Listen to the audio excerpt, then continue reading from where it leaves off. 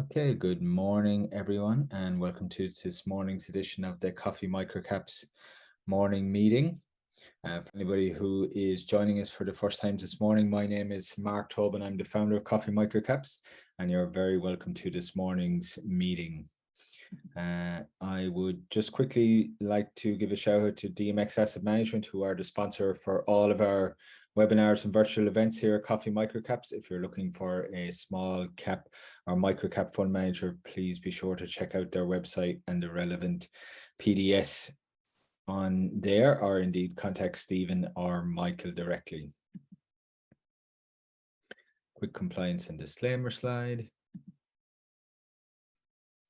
For anybody joining us this morning for the first time, the companies we normally have presenting on here every week are listed on the ASX, capped under 300 million in revenue and approaching cash flow break even, or indeed are already profitable, generally from outside the resources and biotech sectors, what I like to call industrial microcaps, which encompasses pretty much all of the other sectors, be that technology, property, healthcare, consumer goods companies, basically anything, as I say, outside resource or biotech.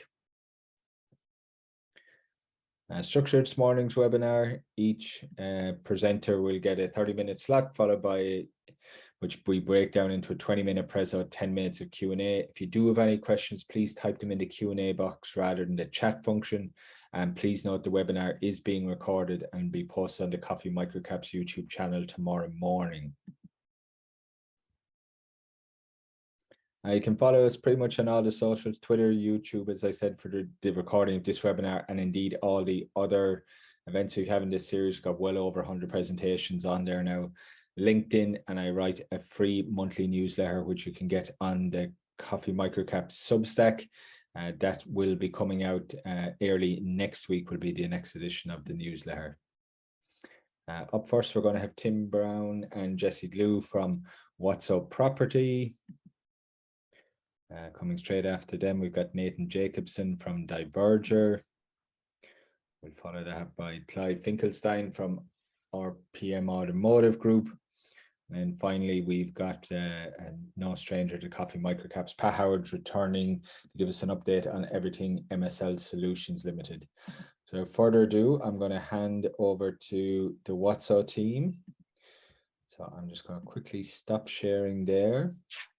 And Jessie, if you want to give us your tour of the Wotso premises there as a start off, that'd be great. Fantastic. Thanks, Mark. Hi, everyone. As Mark said, I'm the Joint Managing Director of Wotso, Jessie Glew. We're here today at our Wotso Zetland space. We thought we'd be a little unconventional with the start of our presentation and take you on a bit of a tour of our space. As I said, we're at Zetland, which is about 10 minutes north of Sydney's airport. We really try to put our spaces in the suburbs and regions close to where people live. Right now, I'm actually standing in our what we call our co-working space, which is a large space with lots of different businesses, all doing different things. They rent these desks on a monthly basis, and we've got lots of different types of businesses in here. As we move sort of towards the offices, you'll see that really this space only occupies about 20% of our entire tenancy, which is a common misconception of flex, and that is that you know, that the workspace really dominates the whole space. But in fact, predominantly we have a lot of offices and meeting rooms and kitchens and breakout spaces that all of our members can use. You'll see as we get closer, our offices aren't your traditional office. We really try to, I guess, reuse, repurpose, recycle a lot of our materials when we're creating these offices. You'll notice we don't have ceilings or lids on the top of our offices, which help to I guess, reduce our capital costs when we're doing our fit outs, because we don't have to reticulate all the services down into the offices. Here's like a really good example of how we repurpose and upcycle. This helps to give us a bit of brand identity. It also is pretty sustainable, and it allows businesses, because our spaces aren't uniform, it allows businesses to choose a space that works for them. We are really fortunate here at Zetland that we have a large outdoor space where our members can break out. They can have their lunch, take phone calls and have meetings. And then behind me, you can see we've got a large kitchen facility, lounges for members to break out, and be able to have a good game of pool if they feel like it. It's all about really flexible. So all of our memberships are month to month. And our members get everything included in their membership. So aircon, lighting, internet, cleaning, they don't have to worry about anything. We're trying to create a home for their business where everything's included in that one membership fee. It's not like a hotel where you open that mini bar and your bill might be triple at the end of the month or the end of the day. So yeah, look, without going into too much detail, I'm now going to pass over to Tim, the co-managing director of Wotso, and he's going to go into a bit more detail on the numbers. Thank you.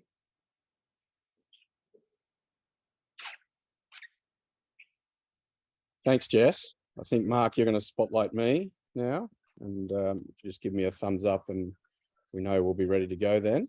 And I'll share my screen. Yeah, and you can try share it now, Tim. Okay.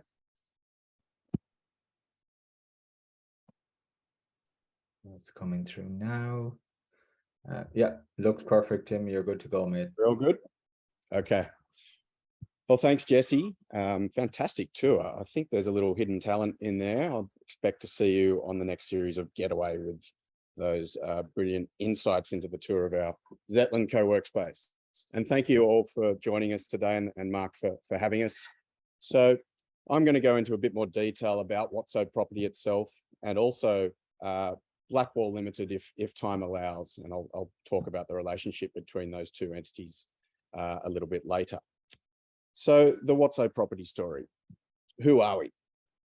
We like to call ourselves Australia's first listed flexible property security. So we were listed in 2021. And what we mean by that is we are a property owning REIT, a real estate investment trust, more traditional trust. And in addition to that, the stapled part of that is our Wotso FlexSpace operating business, which was established in 2014. Over the last few years, we've now acquired 15 properties, and we are housed in 20 Wotsos as well. So those two businesses together, we aim to produce what we're calling an enhanced return property investment.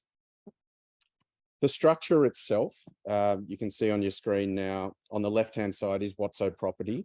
So we have the Wotso workspace piece stapled to what was called the Blackwall Property Trust and was previously listed as well. And then you'll see on the right, the Blackwall logo, and that is the investment manager and responsible entity for the Wotso property security. So Blackwall and Wotso have a common board of directors and a common senior management team. So Jesse and I are both the joint managing directors of both businesses, and we've been with both businesses now for over 10 years.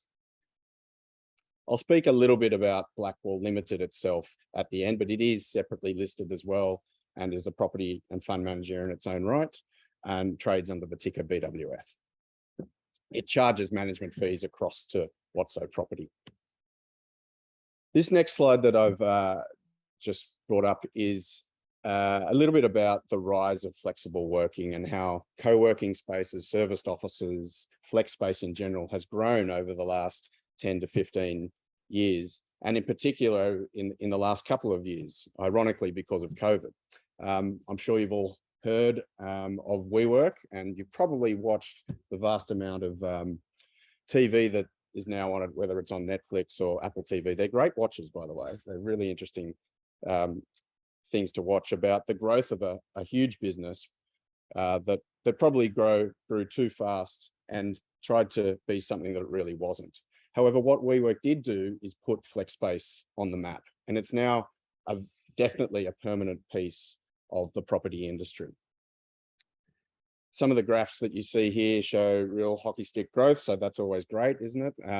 The numbers are taken from various co-workspace and FlexSpace reports, but what I wanted to touch on a little bit is how COVID has affected FlexSpace in general and really put it front of mind of a lot of businesses and employees across the world. Obviously, during COVID, when we were locked down, the idea of working from home suddenly came to the forefront. And since then, what we've seen is the use of hybrid working practices. So a mix between an office and working from home. But what we think there's a bit of a shift towards is not only that working from home, but working near home. So beating the commute. And that's probably where Wotso is pitching itself, because we're putting our spaces near where people live rather than in the CBDs themselves. One of the funny ones we've seen in the last couple of months that's turned up is that I think a number of probably you on the call at the moment can now officially call yourself twats. Now, I'm not having a go at you, but what twats are people that work Tuesdays, Wednesdays, and Thursdays in their office and then work remotely on the other 2 days. So we're seeing a real growth towards those twats. So don't take any offense if anyone walks up to you in the street and calls you a twat on a Tuesday, Wednesday, and Thursday in the city from now on. So what is the WOT strategy? What's the Wotso strategy? What are we here to do? So we're trying to build a portfolio of suburban and regional assets in Australia and soon to be New Zealand, with a focus on providing space for small to medium enterprises. We do that on flexible terms, and we're trying to put them near where people live. So our growth profile is to go out and source vacant properties that we'd like to purchase, and then fill that vacant property up with our flex business Wotso, which is a ready-made tenant.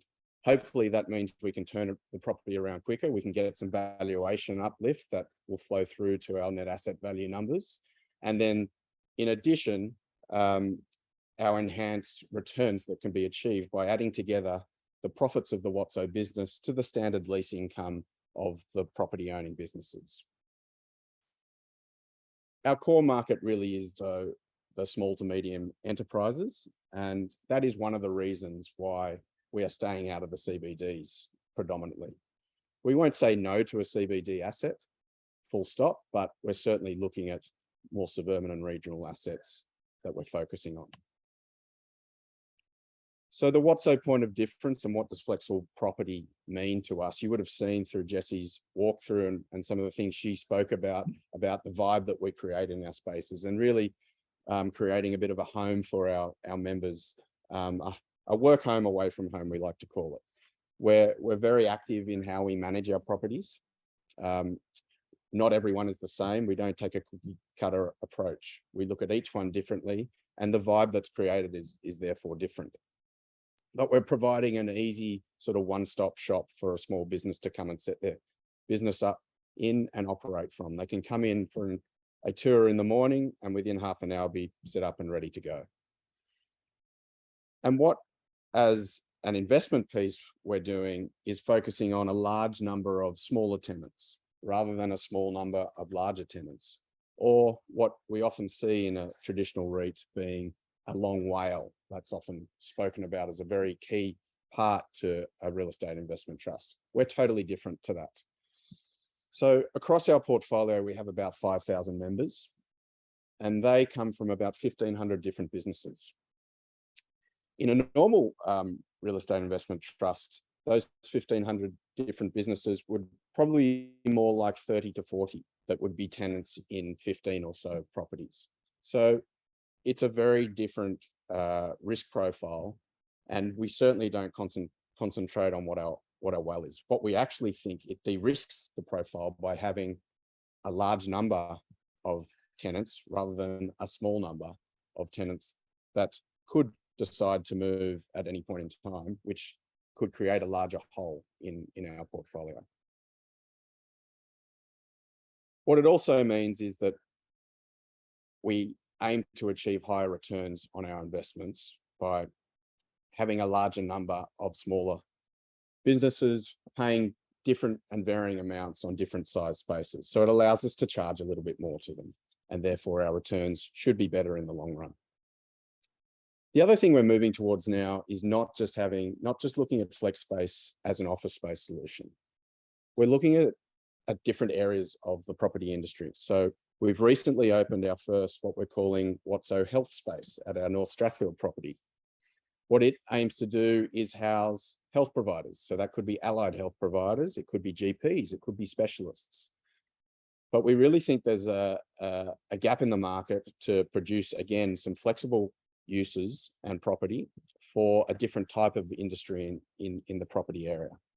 Another one that we're looking at is we're currently building, again at our North Strathfield site, a kitchen space area. And so what that is producing dark kitchens that caterers, local restaurants, and other small businesses who don't necessarily want to set up a commercial kitchen themselves can come and use on flexible terms as well. That one's going to be called Wotso Cook Space. So we're not only looking at flexible property from an office space perspective. Where are our locations? So you'll see from the map, they're predominantly on the eastern seaboard of Australia. We're a Sydney born and bred business, so that's where most of our sites are at the moment. But you'll see we also have a number in southeast Queensland, in the ACT, and we've grown to Tasmania, South Australia, and Western Australia over the last few years. We're acquiring a new property in December, which we've exchanged on in Auckland, Takapuna in New Zealand, and that'll be our first foray into the New Zealand market, which we will look to expand. You'll note we're not in Melbourne at the moment, and that's not because we don't want to be in Melbourne or we don't like Melbourneites. It's a great space, and certainly flex space down there and co-work spaces are very highly used. We just haven't found the right property for us. And we're not the type of people that just grow for growth's sake, and we don't need to be in Melbourne just to say that we've got a footprint down there. We will only do that when it's the right capital decision to make. But without doubt, we're still looking in Victoria, and it could be in regional Victorian areas. A little bit about our 2022 annual report and some of the numbers that came out of it. So we've got gross assets now of 450 odd million. We've acquired 7 properties in the last couple of years. We're paying our final distribution for the year of 3 cents. That brings the full year distribution to 6 cents per security. And our net asset value numbers, I've got 2 up on the screen there. The statutory net asset value of $1.56 and the adjusted net asset value of $1.66. All that does is just take out the effect of the leasing standard, which to me as an accountant, I find is making accounts very hard to read at the moment. So it takes out the asset and the liability of that. We also attribute a value to our Wotso business in there of about $45 million. You'll see our share price have just stuck in a range of where we've been trading at. You'll note that's below our net asset value. We're trading at a discount to our net assets. And so we think we're pretty good value at the moment, and not a bad time to be looking at our stock. The other number that I skipped over there was our annualized Wotso turnover, which on the next page here, our graph shows is now approaching and just hit 24 million. It was 23.7 million at June, and that trajectory has continued. The graph I've put up here shows for about the last 6 years, the growth profile of our annualized turnover. That's just our monthly turnover multiplied by 12. And it also shows the effect that COVID had on our revenue during the lockdowns. So what we did was allow our members to suspend their membership without penalty during that period, and without doubt it affected our revenue at that time. Some of our competitors didn't do that, but what we did see is a very quick rebound, and I think we bought a lot of goodwill by treating our members so fairly through the COVID period. And you'll see now that our numbers are well above what we were back in February 2020. So at that stage, we're at 16 million annualized turnover, now around 24. So that's a 50% growth on basically like for like sites. We have a couple more in there, but they are in their infancy, so haven't contributed much to these numbers as yet. Wanted to delve in a little bit more about the idea of our enhanced return. And simply speaking, it is just the regular property lease income that the property would normally receive.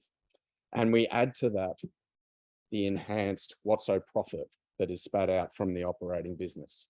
So, and that creates the enhanced return for each property. When we roll that out across all our properties, we hope to achieve a consolidation effect of that enhanced return. So if we look at our Gold Coast property in a little bit more detail here, that's at Varsity Lakes, just next to Bond University in Southeast Queensland. On the left-hand side, I've got the traditional net income that comes from this property. It's a 5,000 square metre property. Wotso takes about 2,200 square metres of it. Our latest independent valuation, which was done in the last few months, values it at 22 million, and that used traditional net income of about 1.8 million. On the right-hand side, you see that when you add in the current Wotso profit from the site of around $600,000, the net income actually being produced by the property that goes back to our investors is about 2.4 million. Translating that into yield numbers, the independent valuer used a cap rate of about 8%. Our current passing yield, including the Wotso income, is around 11%. And when we fill Wotso up to the 90-95% range, where we can then start to increase our pricing, that will increase the yield even further to a 12 or 13% range. At the moment, we're about at 85% occupancy in this property. The next page shows our whole portfolio, and this is straight from the annual report, so you can pick up these numbers if you so chose to. It looks at our own properties on the left-hand side, being the 15 that I've spoken about, and splits out the traditional net income and then the additional Wotso profit that comes about as well. On the right-hand side are our lease properties, the one that Jess walked you around, where I'm standing as well, Zetland, that is a lease property. And we have 9 lease sites as well. At most of the sites, and in particular going forward, we're happy to do lease deals, but they're going to be on structured arrangements. So whether that's a joint venture style arrangement, a management agreement, or a lease that shares in the profit and de-risks our initial 2 years. Because our sites don't open up full immediately. They take 2 to 3 years to fill up. And that's one of the reasons you'll see that some of them are still in loss-making positions at the moment on this slide. Those ones are in their startup, or what we call the developing phase. And as I said, it takes about 2 to 3 years to get to the right spot there. So in summary, we always love a good pun at our business. So what's not to like? People cringe at us using puns, but we tend to like using them. So what are we pitching? We've got the security of a real estate investment trust with the upside of an operating company valuation. It's all within the property industry. It's a new industry. It's a new property sector that we've got an early adopter advantage in. And in particular, now we've got the early adopter advantage of focusing on the suburbs, which has become front of mind from hybrid working practices. We're moderately valued and we're trading at a discount to NTA. And as we fill up our Wotso spaces, obviously as new ones come on, they start, as I said, with no one in them, and it takes that time to fill them up. Our valuation and distribution uplift should come as a result. It's my job and Jess's job to go out and educate our valuers and the market in general that flex space is a permanent thing that's here to stay, and the enhanced returns that we're getting off that should be valued in our property valuations as well. And in addition, as the Wotsos mature across the portfolio at the moment, we're about 75% occupancy, but as I said, as new ones comes on, that can drop back down again. But as we increase that occupancy, and our enhanced returns really start to kick in, we expect that our distributions will increase as a result. I think I'll leave it at that. I did have a couple of slides on Blackwall, but given the time constraints, I'll probably leave it at that mark. Our BWF results can be found through our BWF ticker, and I'm obviously happy to take any questions on that as well, if anybody did have any in regards to BWF itself. The disclaimers up there that our head of legal made me put up. And I was going to end on our Q&A slide. Mark, Jess is going to come over. So back to you, Mark. Thanks, Tim. We've got one already in from the audience. What is your pricing position versus the competition? It's kind of a two-part. And then who is the comp in the suburbs and the regions? Is there a major player, or is it maybe a one asset, one operator competitor in various markets? Yeah. Okay. No, I understand those questions, and they're good ones. The flex space business market in general is quite disaggregated. We're seeing a little bit of consolidation now with some acquisitions. So I'll answer the second question first, if we may. So who is the competition in the suburbs and regions? It's a disaggregated market, so there's lots of smaller operators. Yeah. There are businesses that have been doing what we've been doing for long periods. I mean, IWG has been a traditional serviced office business that is branching out more recently into a slightly different pitch of co-working spaces, but they've been in the suburbs forever, probably not at the scale that we're going into. But in general, there aren't many others that are out in the suburbs in a big way, especially in a network way. We tend to be in the CBDs. Some of our other competitors, in fact, we really like a group called Hub Australia. In fact, we have a relationship with them where our members can use their spaces, they can use ours. They're predominantly in the CBDs as well. So there are few that are in the suburbs. So we do have an early adopter move there. That's not to say that some may move into the suburbs as a result. Our pricing position. We are on the cheaper end of the scale. We don't necessarily like to call it cheaper, but maybe better value for money. But again, that is because we're in an environment where our overheads aren't as large. So in the CBD, you might be paying $1,500 a square meter rent, or that would be what the market rent would be, anywhere from $1,000 to $1,500 a meter. But in the suburbs, depending on where you are, it can be as low as $250 a meter. So as a result, our pricing is lower, but it's not that much lower. You really top out at about $1,000 a desk a month as what people can charge in the CBDs. And in some of our suburban sites, such as Manly, Bondi Junction, we're getting around $800. But on average, throughout the portfolio, we're about $500 per desk per month. I think there's a second question in there, Mark, from Stella, which I'll just touch on. The questions, as running costs such as utility bills as well as funding costs go up, have you guys been able to raise pricing to your broad customer base?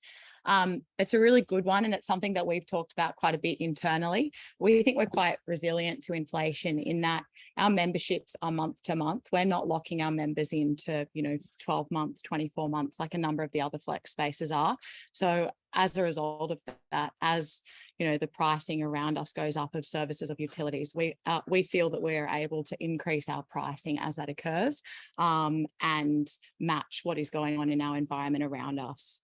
Do you want to add anything? No, I mean, the only thing on that is it's also dictated a little bit pricing by our occupancy of our sites. So obviously, think of it a little bit like a hotel. When you're full, you're going to charge more, and when you've got a bit more vacancy, you tend not to increase your prices at that stage. But certainly at our mature sites where they are full, we do have the ability to raise prices as often as we require, because we don't have any long-term leases or licenses that constrain us to do that. We have to be careful on how we do that. Obviously, we don't want to create vacancy for vacancy's sake.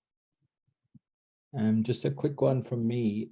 In terms of the membership, do you guys offer different tiers of membership? So you can rent a desk at the one there in Zetland, or can you get an all Sydney one, or for somebody who does a lot of travel between Sydney and Brisbane, or they're over and back between Perth and Sydney. Can you get like a national Wotso license and pay a bit extra for that? Get a hot desk anywhere you're working.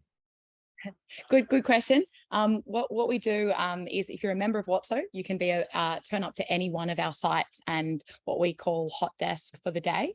So let's say you are a permanent desker or have an office membership at our Zetland location, you can turn up to anywhere else in our network and use any of those spaces whenever you need, book meeting rooms at those spaces. In terms of the different tiers of memberships, we really have what we call our day pass option for people. So let's say you were a business that wasn't sure where all your people were going to work, just given the way that work has changed. You might decide to buy 100 day passes across our network, distribute them to your team, and they can pop up anywhere within the Wotso network and use any one of the spaces. The other one is you could decide then that you want to take a permanent desk, which would be to have a specific desk at a location of your choice and turn up to that desk every day.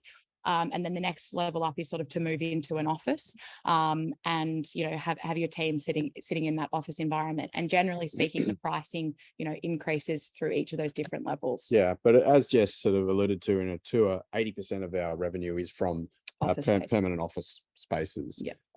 And what we do see often occur is our office tenants, as they expand or contract, might take extra desks in the co-working area to fill their needs as they have employees that come and join their business, or they'll offer, as Jess said as well, spots in spaces that are close to where their employees live as well.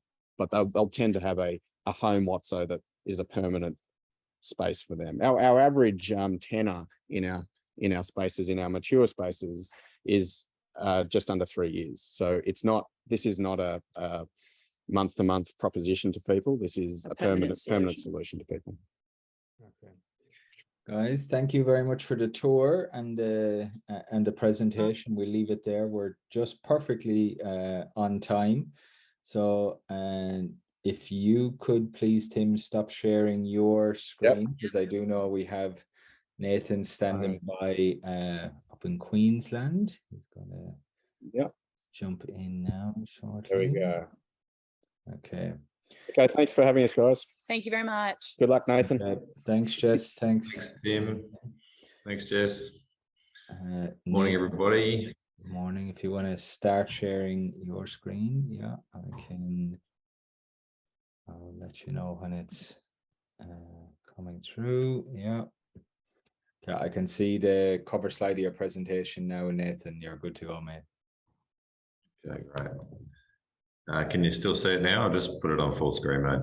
Yeah, can still see it. Excellent. Good morning, everybody. My name is Nathan Jacobsen. I'm the Managing Director of Diverger Limited, and really excited to be here talking about our results, our strategy, and the outlook for the company. The slides I'm going to take you through are all in our results pack last week. I've just created a cut down version to focus on key messages. So get through about 19 minutes, I think, of talking, and then open up for questions.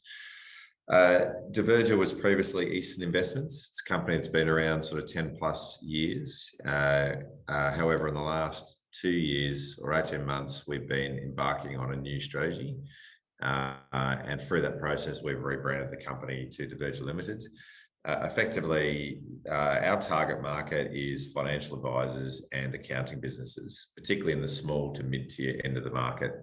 And effectively, what we do is provide support services, particularly around the technical side, to those businesses to help them grow and run. As you'll be aware, that this particular market has been through substantial disruption and change. And a lot of that has been difficult and challenging. And so we have a position in the company really around positive change. So our culture is one of partnership with advisors and accountants. We're focused on the future. We think the future is actually really exciting. So Diverger is really kind of pitching itself around more possibilities for its clients. This page gives you a bit of a snapshot of the business. Now our strategy, which I'm going to talk to you later, is really to become the leading service provider in this market. But in terms of the financial results of the business, it's another year of consistent growth for the business, with net revenue up around 9%. And I'll explain what net revenue means. And that's really because we've got an attractive, sustainable revenue model that continues to build nicely each year. What we're really pleased about is the enhanced returns to shareholders. Over the last 18 months in particular, we're focusing on being disciplined around how we're deploying capital and really seeking to enhance that return to shareholders. And I'm pleased that those results are sort of starting to come through. EPS up 35% for the year, and return on equity doubled over the last 2 years. This gives you a bit of a broader breakdown on those financial metrics. I am just going to pause and explain the difference between gross and net revenue. So one of the services we provide to financial advisors is a license. And through that relationship, we collect all their revenue for their business. We take our fees out, and then we distribute the revenue to them.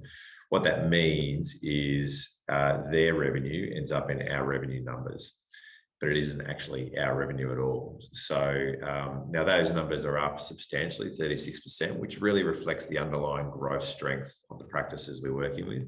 but the actual revenue of our business is the net revenue number, which is up 9%. As I talked about, the metrics coming through the back end of the business are continuing to improve. We do talk about underlying profit. That's a normalized version of our earnings designed to remove any one-off material adjustments to give you a sense of continuing operations. But the results on the statutory side are continuing to be enhanced as well. So the business is in great shape at the moment. Before I go into strategy, I just want to explain the current makeup of the business because it is important. We are a diversified business and we've effectively got 4 core products. The first one is net advisor fees. So AR simply means authorised representatives or licensed advisors. So this is where we give advisors a license and then we package up support services which they use to help run and transform their business. And we're seeing continued nice growth in that business, which is really a product of growing price increases in that business, improving quality of the practices we work with, and also progressively the service extension strategy that I'll talk about later. Now those fees are majority fixed, so about 70% of that revenue is a fixed fee model linked to the number of advisors, and we also take a percentage revenue share, which is the other 30%. So we are partially leveraged to the growth of the underlying businesses. The second product we have is portfolio construction services, which we call CARE. And effectively what we do here is we design and manage portfolios for clients on behalf of advisors. And for that, we get paid a percentage of the funds under management. It's been around for 6 or 7 years. We run those portfolios on 2 of the leading platforms in the market, Hub24 and Netwealth. And they're growing very nicely at the moment, with about 70 to 80% of the growth actually driven by new money from clients as opposed to market. The third business pool of revenue is what we call membership, and this is delivered through our Knowledge Shop brand. So effectively what this is a technical help desk for accountants. So if you're a small suburban accounting firm and you have a complex question with your clients, you're like a GP. You don't have deep specialization in everything. So you call on technical specialists to help you. And if you're a small firm, you don't have those resources in-house. So you pay us a monthly subscription fee. And in return for that, you get a help desk staffed by technical experts who can help you with work papers, answers, questions, briefs, that sort of thing. It's a highly scalable business in a help desk model, and it's growing consistently at around 12 to 13% revenue each year. Our fourth business is the training business. So again, this is primarily focused on accountants, and it is primarily tax training. We had a big uplift in prior period because of the government JobKeeper stimulus packages. So we were having to train thousands of accountants in what those packages actually mean. So that drove a big uplift in revenue in prior period. We've been able to largely sustain that uplift, but not been able to grow it. And the reason for that is effectively COVID. So a lot of what that team does is face-to-face. We've been progressively moving online. But obviously with lockdowns in Melbourne and Sydney in particular, face-to-face simply wasn't happening. So that business we see improvement happening in the outlook. But what we're really pleased that 3 of those 4 core businesses are actually got really good growth projections at the moment. But now shift gears and go to where we're going with the business. And I'm going to talk primarily about the financial advice industry, simply because that's where we see the biggest opportunity in the next 3 to 5 years. In reality, accounting and advice are heavily crossed over with each other. So a lot of our firms are actually doing both. The history of this market over the last few years has been heavily disrupted by change. We've had the Royal Commission and 24 recommendations that have been implemented that have resulted in substantial increase in complexity in operational delivery of advice. Advisor numbers have collapsed from 28,000 to 15,000. We've had removal of conflicted remuneration, ethics and education standards. It's been an environment of substantial change. But what we're now left with is a small pool of professional fee-for-service advisors who are heavily in demand. So our modelling shows that in the next 2 years, there will be over 3 million households in Australia who will want financial advice and will be able to afford it at the fees that advisors are charging, which is now $3,000 to $5,000 a year. But the population of advisors who can deliver that advice, and advice is primarily a human endeavour still in Australia, can only actually service about 2 million of those households. So this is a temporary dislocation that will be filled through innovation, through growth over the next few years. But right now, in the next 2 to 3 years, the demand is substantially greater than the supply. So, and we're seeing this on the ground. So the growth rates of the advice practices in our network, and in fact the industry, are generally 10, 15, 20%. They have more work than they can handle. And in an economic environment of low unemployment, they can't find the staff. Now, the banks used to provide all the services to this market, but as you'd be aware, they retreated very fast off the back of the Royal Commission, and they've left a pool of service providers like us who are generally subscale ourselves. So we are one of the larger providers in this market, and we're relatively small, and our peers are not that dissimilar. The advice practices themselves are also very subscale. There's no real mid-tier market yet. 75% of the practices are less than $1 million of revenue. So they are faced by great growth opportunities, but they can't in-house and manage all the work themselves. So they're calling increasingly on service businesses like us to help them manage the work and get through this opportunity. So our vision really is to invest and build out a service platform that brings institutional scale to these small businesses. And ultimately, over time, we hope that lowers the cost of advice to consumers and allows the advisors to serve more of them. So how are we going about that? Well, effectively, there's 3 pillars to our growth strategy. The first pillar is really building market-leading scale and capability. So we're continuing to focus on those 4 core product lines.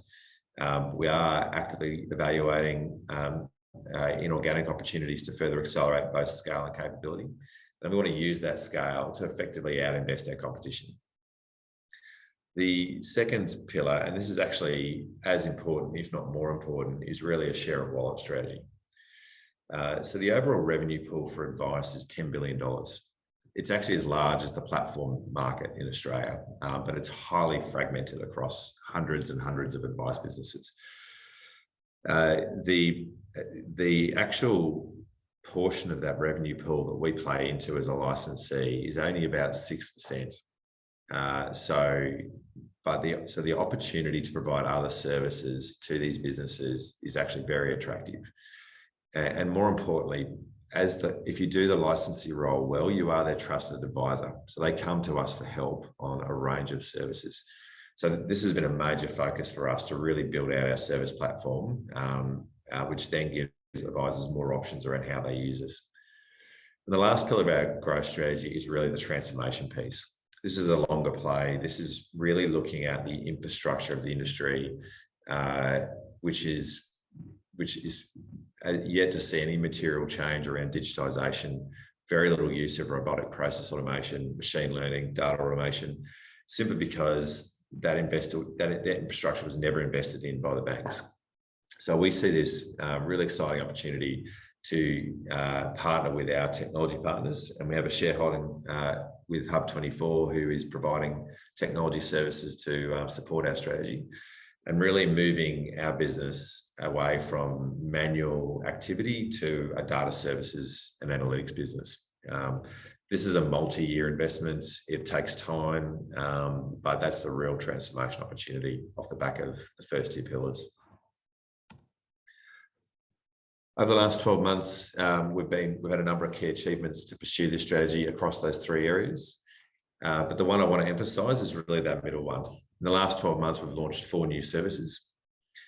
The first of those is we're now coming in almost as a private equity partner to invest capital and bring resources to these small advice businesses, The ones that are growing very strongly and have growth ambitions, but lack the capacity and the resources to go and shift their business from 2 mil to 5, 10 or 20 mil. So we come in, we invest capital, we give them resources and general management skills, we help transform that business, and in return for a growing earnings and dividend stream back to Diverger shareholders. We've made our first investment in May. We've got a growing pipeline of opportunity, and we think this is a very attractive part of the opportunity set in our business. Second service we've launched is we've taken that knowledge shop education business and we've extended it into advice. So it primarily focuses on accountants. We compete on quality content. The financial advice, professional development market, the content in there is not necessarily great. So we've built a new platform and we're now entering that market to take the same capability we've succeeded in accounting across into advice. The third service we've launched is taking our core licensing capability and giving it to practices who have their own license. They are still subscale, they are still needing to buy those services from someone, and no one really owns that market. So we're looking to extend into that and compete in that space as well. And the last service we've launched is entirely driven by this problem that practices now have, which is they cannot get the staff and they cannot keep up with the work. So they are looking for offshoring and outsourcing services to help them get through that work. So we've now formed a partnership with Atlas Outsourcing, and we're providing virtual administration and paraplanning services to our practices. We launched in February. We've already got 15 to 20 staff in the Philippines, and that's growing very nicely. So there's a range of other achievements in there, but they're probably the main ones I really call out, which is this service expansion. And I should emphasize that none of those service expansions are reflected in our 22 numbers. These are all investments we've made in FY22 that we expect to see pay off going forward. And what we're really pleased about is the business is in great shape. So it's a highly cash generative business. We have a strong alignment to cash flow from operations to earnings. And that's simply because we generally receive the cash before or at the same time as we deliver the service. So we have very low debtors. We've seen substantial growth in an improvement in EBITDA and cash generated from operations over the last 3 years. We've recently increased our dividends, and we've got about 3 to 3.5 mil of free cash flow over the dividend that we've got able to invest in further growth of the business. In 22, we bought out the final stake in TaxBanner, which is essentially and invested in some technology, which is what we spent that free cash flow in. But the business is in a great shape. We have an undrawn line of credit with our bank, and we're well positioned to invest in growth. And that investment over the next 3 years is really focused on extending our options, building our capability, and then cross-selling that broader service platform into the advice and accounting footprint that we already have. Our goal is to get EPS up to 14 to 18 cents per share by FY25, and then really seeing the technology transformation enhance it from there. The current initiatives the business is working on going forward are largely consistent with what I've already talked about. So we are looking at opportunities to make further investments into our advice practice. We continue to grow the core businesses. We're extending the average revenue for that service extension strategy that I talked about, and then working on the technology transformation.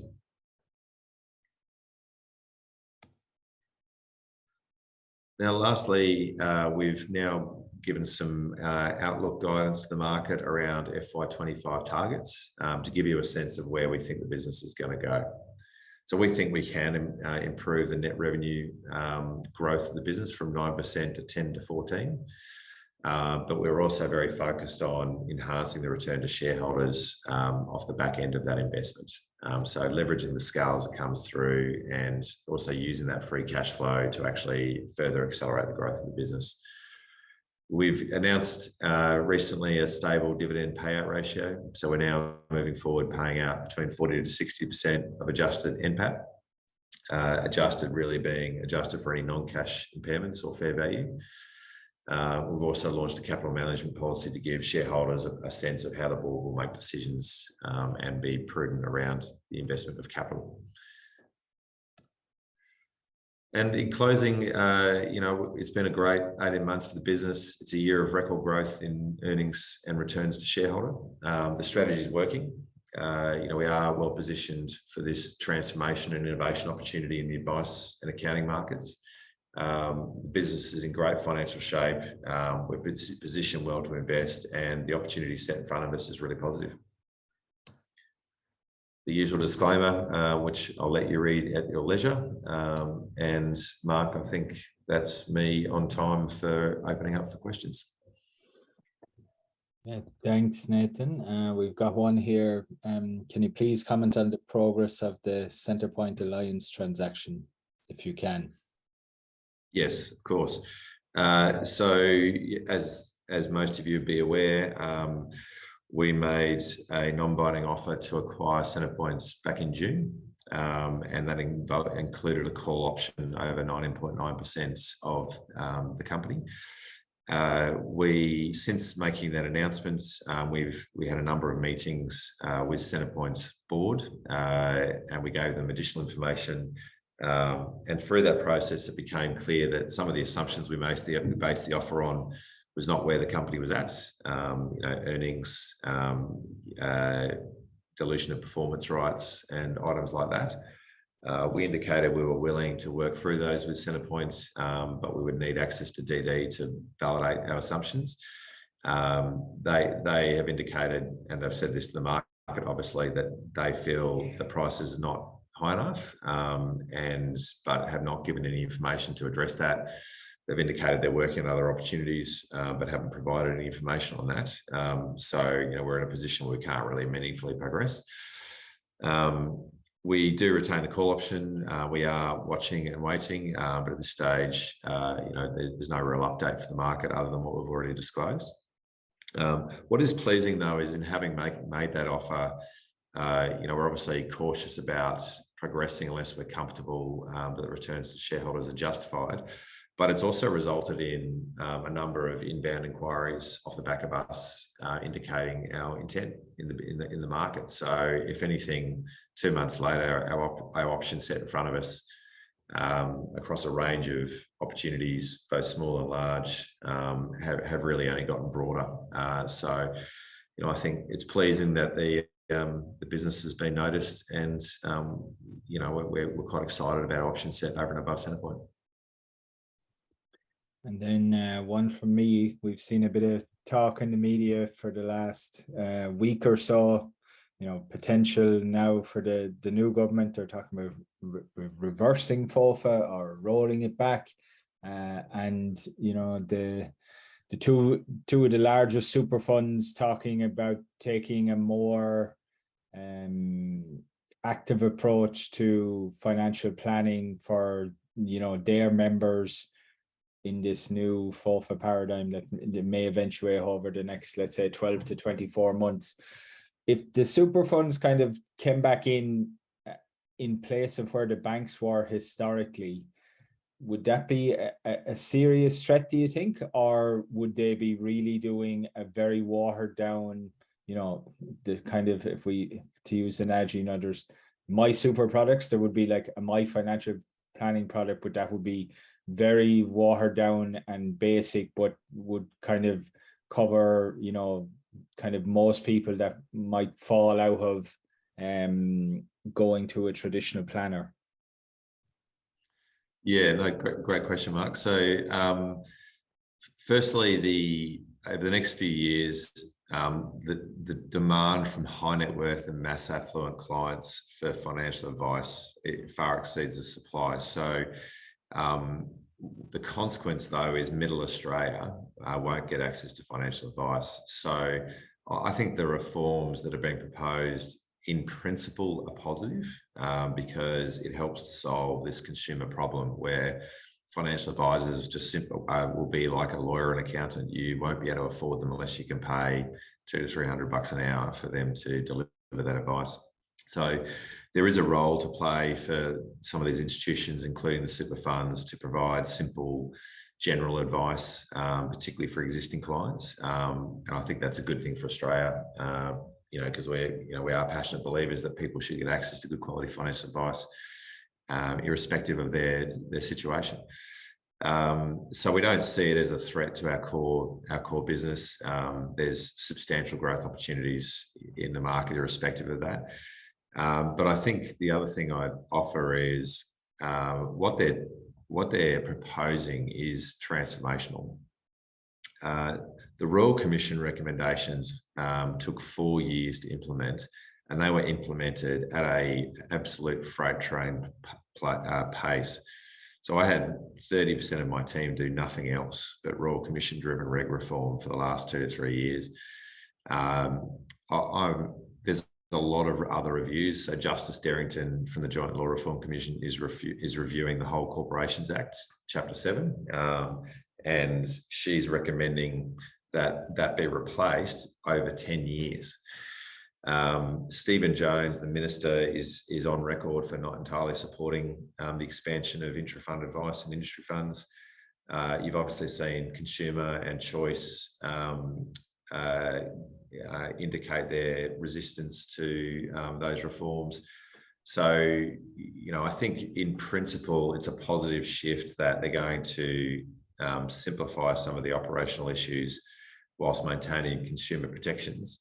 But the time frame is 3 years plus, in my view, before you see any reasonable change. And in terms of the inbound inquiry you were talking about, is that from planners who are attracted by that kind of private equity style offering that you offer, or is it more from just people who want to kind of come under the Diverger license, and they've seen you've got ambition to grow, and they kind of want to be part of something bigger, and they can see whether it's organically or inorganically Diverger is going to be one of the bigger players? Yeah, all of the above, Mark. So we're seeing advice practices who are attracted to our equity offer. We're seeing advice practices who like our positioning in the market generally as a service provider. We're seeing licensees and who are subscale themselves, who might have 50 advisors or 80 advisors who have the opportunity to invest in their advisors or expand services, but they can't do it by themselves. We're certainly seeing capital interest who like the opportunity set, and also service providers. So we're talking to, for example, a digital advice provider who has a really good digital advice solution but lacks a distribution footprint. So we've got that. So we could potentially partner with them commercially, where we can help accelerate the growth of their product, as long as our shareholders are getting a return in the process. So it's kind of across licensees, but also service providers and the advice practices themselves. Okay, great. And in terms of, if we're looking at the split between the various revenue, I guess, generating units, if we want to call them that, should we think that split is going to roughly stay the same as we move forward over the next 12 or 24 months? Or should we see one part of the business, really start to kind of grow exponentially faster than the others and kind of become the kind of core part of the business? Yeah, so really in the next 2 years, you would have seen in our results over the last couple of years, the Wealth Solutions business, which is the net AR fees and the care business, has really shifted materially relative to the accounting business, and particularly in earnings contribution. So I think 2/3 of the earnings sat in the accounting side of the business 2 years ago. It's much closer to 60-40 now, and that's moving quite quickly. So yeah, from an outlook perspective, we really see faster growth on the wealth side, but we are continuing to sort of, and that membership business will continue at a similar trajectory. We should see the training business start to pick up and improve going forward. But care and the net advisor fees are, particularly through service extension, is where we see a bigger uplift over those 3 years' time. Okay, great. Nathan, I know you're on a bit of a tight schedule there because you're actually attending a conference, so I don't want to hold you up too long, and we're just bang on time as well. So thank you very much for taking time out of the conference schedule to give us an overview of all things Diverger. Thank you, Mark, and appreciate the opportunity, and have a great day, everybody. And I do know that we've got Clive Finkelstein standing by down in Melbourne. Clive, if you want to share your screen, I'll let you know when I can see the slides coming up. They're just coming through now. And yeah, if you just want to go to full screen mode or slide share mode, just so we get it. Yep, there we go. Perfect. And I think you might be still be on mute. Good morning, everyone. For those who don't know me. And we can hear you now, Clive. Thanks. Right. Good morning, everyone. For those who don't know me, I am Clive Finkelstein, CEO of RPM Automotive. Today, I'd like to take you through a brief overview of RPM, a summary of our FY22 results, and provide an update on our disciplined growth strategy.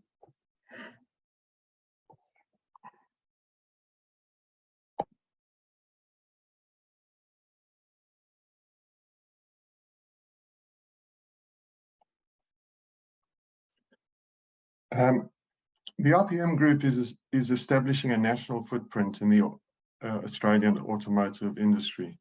We are customer-facing, vertically integrated specialist wholesalers and retailers, and have a long history in the Australian auto industry. Hopefully, we'll finish with some time for questions at the end. With a focus on both commercial and industrial fleet customers, we comprise 23 independent business units, providing the group with 25 retail outlets, 9 wholesale and distribution centres, and 4 manufacturing facilities across Australia, offering a wide range of automotive parts and accessories. By optimizing back-end processes, we are able to increase efficiency, improve customer experience, and deliver exclusive brands and quality products through our highly skilled workforce of automotive experts. Within the auto industry, the respective RPM Group businesses have well-developed, well-known, best-in-class brands and significant market and industry goodwill.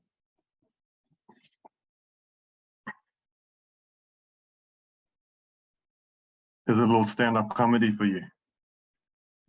What that photo does not show you is the incredibly strong team I have behind me. Over to slide 6, you'll see a summary of our results achieved for FY22. We had another record year. The operating revenue was up 75% on FY21 to 79 million, and driven by both acquisitions and a better than expected 18% organic growth. Our strong revenue delivered record underlying EBITDA, up 124% on FY21 to 7.6 million. The earnings per share has come off by 17%, even though our underlying net NPAT has increased. This is attributed to our acquisition formula, where we issue scrip up front while we wait on the earnings to filter through, and that's expected in FY23. After our half-year results were released, I told you we expected to finish the year strongly, with FY22 revenue forecast of 78 million and EBITDA of 7 million. I'm pleased to inform you that we met both guidance numbers. And with our current run rate of over $120 million, we carry positive momentum into FY23.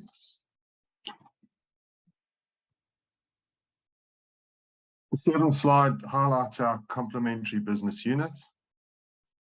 RPM Group operates across wholesale with some manufacturing and retail platforms through its 4 divisions. Our fastest growing would be the retail tyre division as we build out the national footprint. The jewel in our crown would be the motorsport division, a market leader with best-in-class brands. The division with the most diversity and opportunity is performance and accessories and includes manufacturing, wholesale, and retail businesses. And finally, our wheels and tires division, the cornerstone of our wholesale division, offering 11 in-house tire and wheel brands sold exclusively by RPM. Slide 8 highlights our national network with 38 points of presence nationally, increasing our operating leverage. Our national expansion is driven by our customers' demand for better service and more locations. As you can see, the wholesale hubs service a very large retail platform.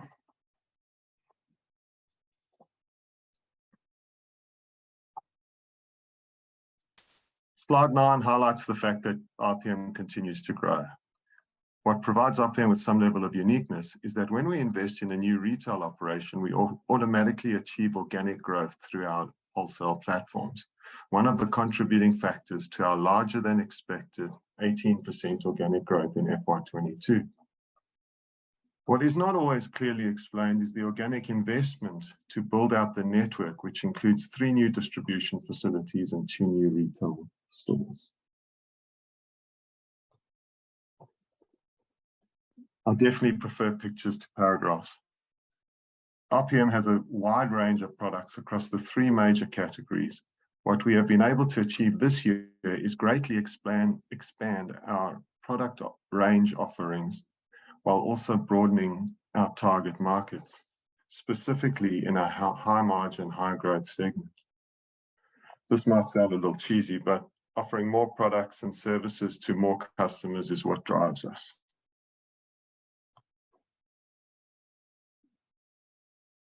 As you can see, we are showing a healthy track record of revenue and earnings growth. Growth is both organic and acquisitional, although most of the acquisitional benefits will only come through in FY23. And with an annualized revenue run rate of over $120 million, we are definitely traveling in the right direction.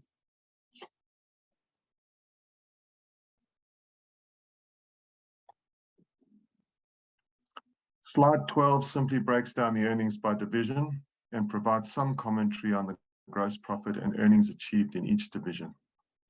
We anticipate our EBITDA percentage will improve as we scale the business, specifically in our retail tire division, which also suffered the most in Q1 as a result of the COVID-19 lockdowns.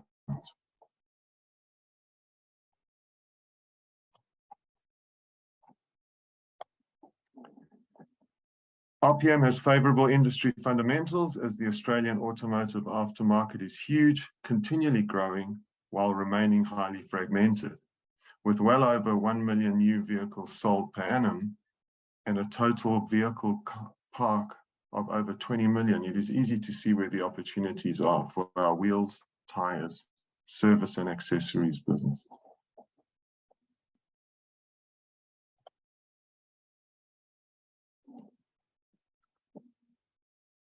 Here are 3 core strategies to better service our customers and ultimately improve shareholder returns. Strategic acquisitions, focusing on complementary businesses and growing our footprint geographically. Vertical integration, making use of in-house design, existing supply chain capability, distribution network to provide high-value product and service provision. Operating leverage, consolidated brands, cross-selling products and services, and driving economies of scale.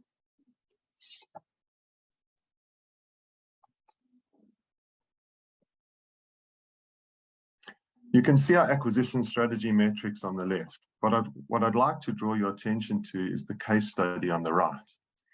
In February, we acquired Safety Dave. Critics felt we were moving out of our lane. In fact, all we were doing was widening our lane. Safety Dave is a market leader in the caravan and camper trailer accessories market, providing RPM with a perfect segue into this OE environment.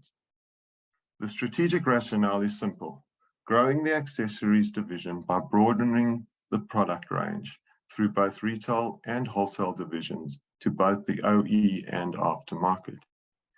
It is very early days, but we have exceeded trading expectations and achieved better margins through adopting this cross-selling strategy. We also believe we can replicate this model with our latest acquisition, Equipit Group.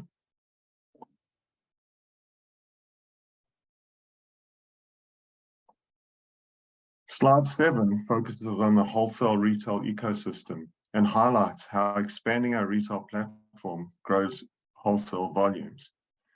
On the right is another recent case study I'd like to explain. Direct Wholesale Tyres was acquired in October. Its revenue in FY21 was $5.6 million, and RPM product made up about 15% of its cost of goods. FY22 revenue jumped by over 40% to 8.3 million, with RPM product exceeding 40% of COGS. So, access to funding, the margin expansion made DWT more competitive and an all-round better business while pulling more RPM product through. Further expansion is taking place in FNQ.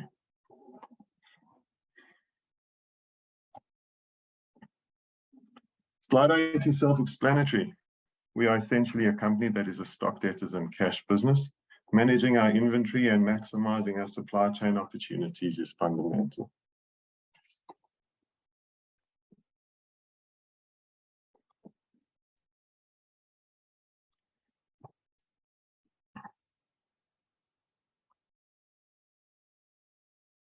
As stated earlier, we are a home of the best-in-class brands.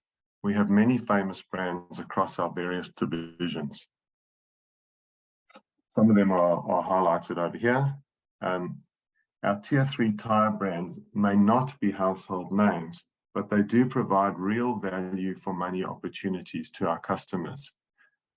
Our data shows that we can provide a very compelling value offering using the key metric in transport, cost per kilometre.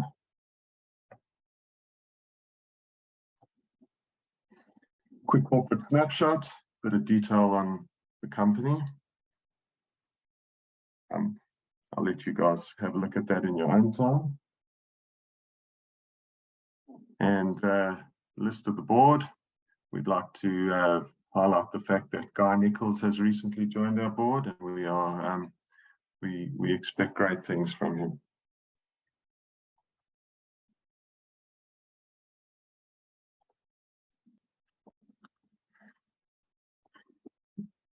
We probably should have started with this slide. It sums up the key information in 4 simple points. What are the highlights here? Vertically integrated model, market-leading brands, favorable industry tailwinds, and a clear growth strategy.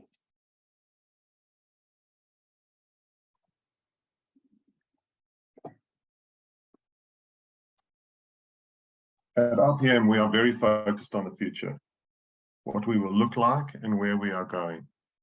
With an annualized run rate of over 120 million and a growing earnings multiple, we know our strategy is working. We are, to be fair, 3 years into a 10-year plan. With scale comes leveraging opportunities and real-world economies.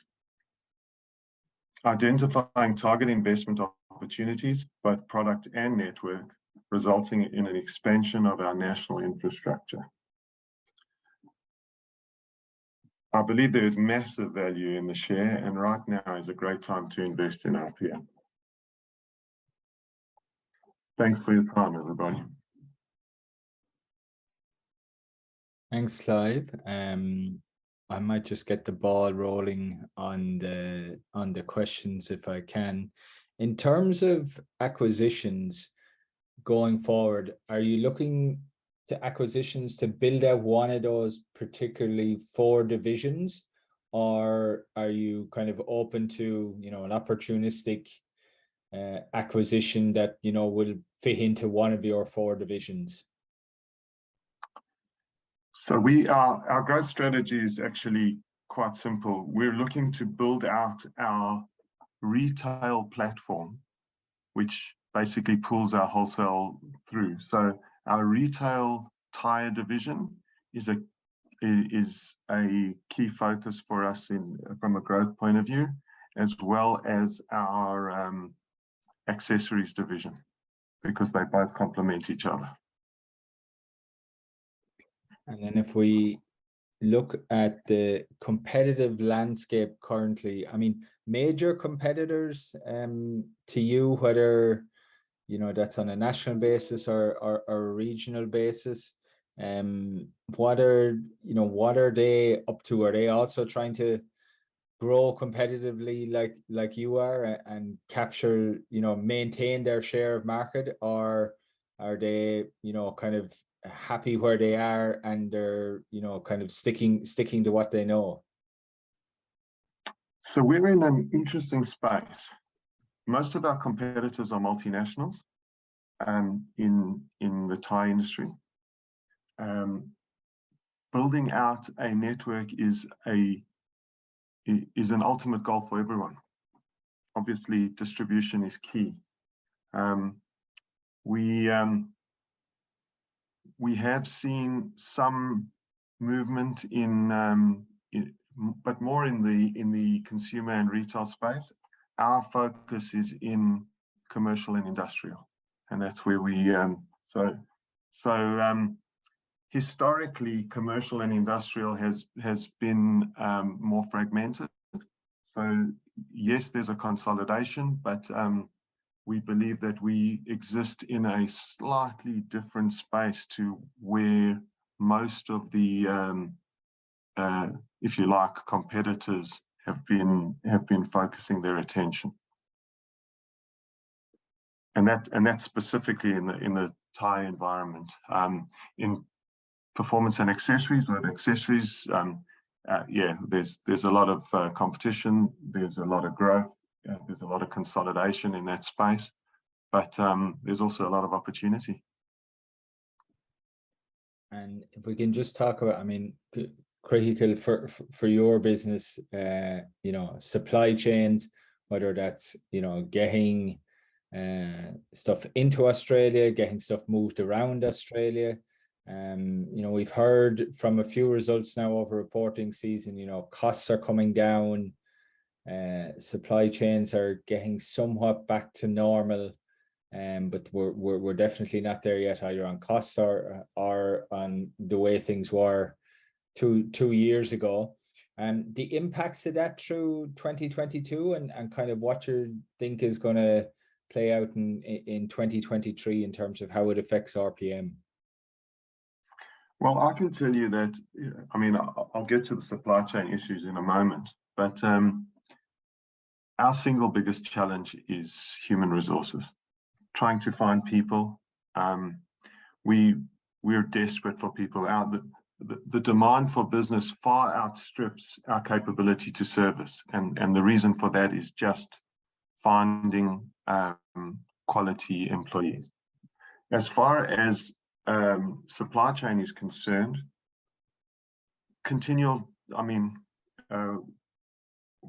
logistics is difficult. It's important, and as I mentioned in the presentation, for logistics companies, you need a presence where your customers are. So the more warehouse distribution capability we have, the better. Transportation around the country is very expensive, and international importing, that it has come down. So to verify what you said earlier, there's no question that we're seeing easing off in import costs. However, we still have challenges with the moving currency.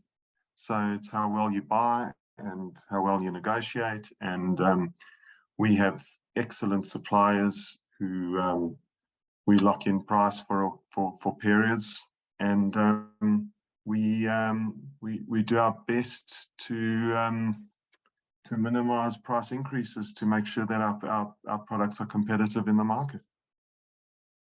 So does that mean you're these days, trying to carry more stock than you would normally to try and, mitigate some of these supply chains and take advantage of prices while they're on offer. Would that be fair to say? That is a fair point. To add to that point, because we are growing at such a rate, we need to ensure that we have the stock to sell. So our stock levels have grown significantly, and for good reason. We report sales of circa $80 million. However, we have a current run rate of in excess of $120 million. So we have to be able to service those sales. Wholesale has a 3-month rollover period. And it just means that, there's a continual investment in stock. And in terms of further building out the network, I mean, you talked about that acquisition that kind of got you into the far north Queensland market. Should we think about those acquisitions and where you might be building more distribution centers or opening retail outlets? Is it going to be more kind of regional centers, or is there still scope to do stuff in the major state capitals? So the reality is our customers drive our expansion. We have customers with hubs all over the place, mainly on major transport routes, and our expansion is based on customer demand. So both regional and metro. Interestingly, with that case study that I showed, you're in a regional area where you've got reasonable mining and major transport implications, and so we've had real benefit from there. So what we've actually had a look at is opportunities in similar regions that could provide us with similar outcomes. And those regions, far north Queensland as well, I mean, major area for agriculture as well. And I mean, agriculture with all this rain, okay, I know they're probably complaining a bit about it, but is that a I know you say commercial and industrial, but commercial, does that incorporate the agricultural sector as well? Have we seen demand coming through from them after a couple of good years after the drought? So agriculture actually falls into our industrial division, but yes, you're right. Industrial would include forestry, agriculture, heavy earth moving equipment, mining, all the big machinery. To add to that, obviously, trucking has increased significantly over the last couple of years. And that's where the demand for commercial product has come through. Okay, great. I'm just going to check, have we got any more questions from the audience? We don't have at this second. And in terms of the register, you spoke about it there. You're obviously one of the larger shareholders. Can we just talk about how the acquisitions impact the register? What is the kind of normal split that you do when if you're going into an acquisition? You say you give the kind of scrip up front. Is it a 50-50 deal where there's a cash earnout at the end, or a 60-40? And how do the principles of these businesses fold into the wider RPM group? I just want to get an understanding of how a kind of a classic RPM acquisition looks like. Yeah, good question. So the perfect scenario for us is 50-50 cash and scrip, with a 2 to 3 year earnout period. We value businesses in this sort of 3.5 to 5 times EBITDA ratio, which may or may not include stock, depending on the type of business we are dealing with. And we also ensure that the companies that we're targeting already use our products or already have a relationship with our organization, which means that you've got easier integration, a better alignment, better understanding of what we're trying to achieve, and we can gain economies of scale in terms of the product and services that we offer. And added to that, we can share customers. So our customers might have depots in a potential targets area, and their customers might have depots in areas that we can cover. So there's this network effect, if you like, of just building out the service network. Generally, what we try to do is we look for what we call the tiger in town, the biggest independent, the strongest independent company in a particular area, and see whether there is there's synergies in our businesses, and if there's, it would make sense to continue the transaction. And then from an integration operational point of view, is the whole business connected up on one internal ERP system? So wholesale, retail, all the divisions kind of, talk to each other, and, you're not operating, I guess, in these silos. And then when new acquisitions come in, they're also integrated into the kind of wider group system. So we have 4 divisions. Each division exists on its own system. Obviously, they interact. As we bring in a new business into a particular division, they're obviously integrated into that same system. We have significant interaction, obviously, between our wholesale and retail tire businesses, as well as our wholesale businesses, where you've got accessories and tires. There might be leveraging of platforms or distribution infrastructures, and probably the one business that acts in its own sort of silo would be the motorsport business. It's a slightly different division. We love it. It is what we call our marketing arm. But it doesn't have that much crossover with the other 3 divisions. And then the ability to, pick up new brands where you're the, sole distributor for it in Australia, or the agent for it in Australia. Is there scope to expand the offering? Whether that's on tires or in the motorsport side of it? Absolutely, yes. As we grow, obviously the opportunities tend to present themselves. We're quite loyal. We love the brands we use. We've had enormous success with those brands. However, obviously we're always on the lookout to expand our range, expand our offering, look to provide our customers with different solutions or more solutions to other applications. So yes, it's a continual work in progress, if you like.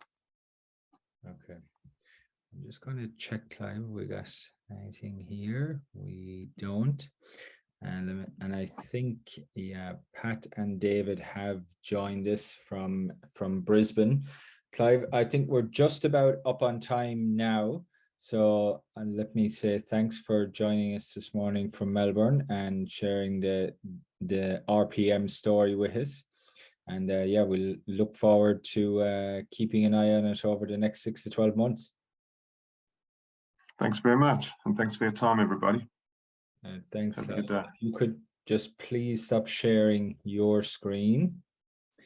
And then if I'm not sure who is driving the slides on the MSL side, if it's Pat or David.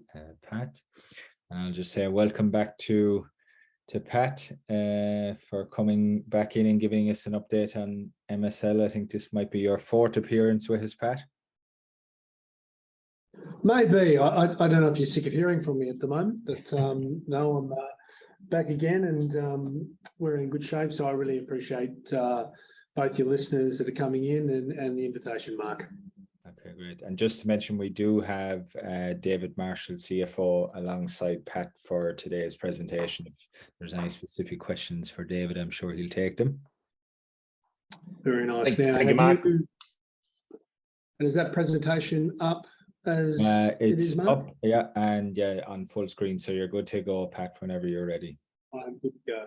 Well, thank you very much, everybody, Mark, and thank you, Mark, for the invitation. Look, I think, and I know you're sitting through a few of these today, so I think if you take nothing else but from our presentation, these couple of things, even though our share price is off, 30 or 40%, even higher from its highs a little while ago, we have record revenue, record EBITDA, record backlog, and we really haven't even started leveraging our payments and data business. So the fundamentals of the business are in really good shape. Our FY22 results we're incredibly positive about. We're a technology business that makes money. We've always been that way, and so we've been driving that message as this management over the last 3 years, continually driving our EBITDA and revenue figures. To put a bit of colour in what is MSL, the 5 brands that we issue under up the top right-hand side. We service over 8,500 venues. Now, some of them are iconic, like Stadiums Queensland. Think the Gabba, think Suncorp. Think those. We've won Bloodstone, Eden Park, all in the last 12 months. But we're in all of the arenas in Australia. We're big positions in golf courses, but lots of pubs, clubs. So 8,500 venues across 27 countries. Through those POS integrations, we have $14 billion worth of transactional value, and we've only started touching the surface of that opportunity. And we'll show you in that digital arm when we cut down the revenue a little bit. And we have over 500 integrations. And what does that mean? That means, particularly as people want to integrate in from the plug and play type POS, we're your upgrade. We're the big enterprise model that can do all your inventory, all your sophisticated systems that can talk across 800 POS at Suncorp Stadium at one time, and we can tell if you're out of a certain beer or out of a certain pie, and the 18-year-old doesn't have to make that decision. On the golf arm, we have subscription golf revenue with federations, over 14 million rounds of golf globally, 150,000 downloads of the Golf Australia app over the last year. If you are on this call and you are a golfer and you have a golf handicap, you are already a customer of MSL. We run your golf handicap for you, and we do that in 9 other countries globally. So going through those couple of streams, we're a fully integrated POS system from inventory, click and collect, in-seat ordering. We can do the whole gamut of opportunities. The customer types range from the big iconic down to the restaurants and fine dining and takeaways and the pubs, clubs, fuel stations. A lot of revenue goes through Liberty, United Fuels, etc. And I'll go through a little bit of those customers today. We have over 7,500 POS, and the other 1,000 are golf in the 28 countries. I've talked about the revenue, and there's very much a modular system that the same technologies on a kiosk, which is on your phone, which is on the terminal, and allows different people to order in different ways. If you think some of those highly fashionable QR code ordering systems, they still go back to our point of sale, and we get a clip of the ticket along that model. The revenue models at the bottom there, SwiftPOS, are long-term contracts. And if I break that down in some of the stadiums, that is government long-term contracts. So very, very solid, very, very secure. Automate, which is our other point of sale, that is a monthly SaaS that you're probably more familiar with. So we've got the long-term revenues and we've got the monthly revenue. So, and I know I'm going through this relatively quickly for those on the call, but just trying to give you a flavour that we have transactional value, we have the seeded B revenue, we have automated SaaS, and we have long-term contracts. On the golf stream, we have golf membership, and we have federations. So we may have contracts with the small golf clubs, and we're in over 1,000 of golf clubs even in Australia. But at the same stage, and we have the long-term contracts with Golf Australia, Swedish Golf, Finland Golf, Norway Golf, Switzerland Golf. So we've got long-term contracts running their handicaps, tournament management, golf management, Pro Planner, which is a B2C product where you can book in professionals in those countries. And there's some stats there on that on presentation on how many games of golf we do run during any given year. For those who want to understand, if you are a golf handicap, how you pay us, you pay your membership at your local club. That goes up to Golf Australia eventually. Golf Australia then pay us $3.50 per golfer to run that for you, and that contract's out to 2025. And many of our contracts are on that sort of model, but they are individually tendered. In terms of digital, we had no revenue in this space only 2 years ago. This is now up to 1.4, and more than around about half of that is recurring. I'm getting it from third-party digital payments, from the likes of Hungry, Tyro that you would know. Doshi is an aggregator of apps owned by the Commonwealth Bank. So we're getting a lot of traction in this space. There's been a lot of fanfare in this space in terms of the QR code ordering, but to understand the technology there, that technology still has to come back and integrate with us. We're that kitchen system, we're the system behind the bar where all those orders go to. So we get a fee on the transaction there, on the digital. On the golf, we get a subscription fee per basis. And on the POS side, we can get a SaaS revenue, or we get long-term contracts. So we've got different revenue streams and different models depending on which product we sell. Just going through the financials here, headline numbers, 37% up on the previous corresponding period. We have a record EBITDA of 5.3 or 70% up on the previous corresponding period. Our EBITDA margin is 15.6%. There's a nice slide a little bit later that I'll talk you through. The natural tendency is towards 18 to 20% over the period. We have a 16% organic revenue growth. 82% increase in new sales. The last 12 months has been very much that new sales growth. And to give you some context for the listeners, David and myself have only been in this business 3 years, effectively last week. 2 of those years have been COVID affected, and we have been in the events, and many of our hospitality leisure sites have been affected, and even that first quarter last year. So we're starting to see some real growth, and we're very excited about that growth. And our cash balance is incredibly positive, which differentiates ourselves from many other technology businesses in this space. We also have no interest-bearing debt. We do have a convertible note with a 0% coupon, and we're very proud of that negotiation as well. But as you can see, the interest rates aren't a significant issue for us, but we have access to equity, we have access to debt, and we obviously can fund things out of our own opportunity. Just to go to a little bit of cutting this down into region, type, and product. In APAC, $23 million or 68% is generated out of APAC.